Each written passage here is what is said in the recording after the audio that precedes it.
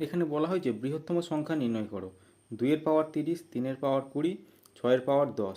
তাহলে আমরা যদি 30, 20 এবং 10-এর গসাগু নির্ণয় করতে পারি, 30, 20, 10-এর গসাগু হচ্ছে 10 হবে, তাহলে প্রত্যেকের পাওয়ারে 10 10 করে বসিয়ে দিলাম।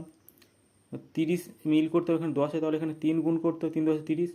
এখানে 20 ছিল, 10 মিল করতে গেলে এখানে 2 গুণ করতে হচ্ছে, এখানে 1 গুণ করতে হচ্ছে। 2 টু দি পাওয়ার 3 মানে হচ্ছে 8, তার পাওয়ার 10। 3 টু দি পাওয়ার 2 তার মানে হচ্ছে 9, তার পাওয়ার 10।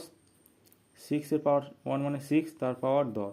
দেখো বাইরে সবার সমান, ভিতরে যে বড় সেটাই হচ্ছে বড়, তাহলে এটাই হবে বৃহত্তম সংখ্যা।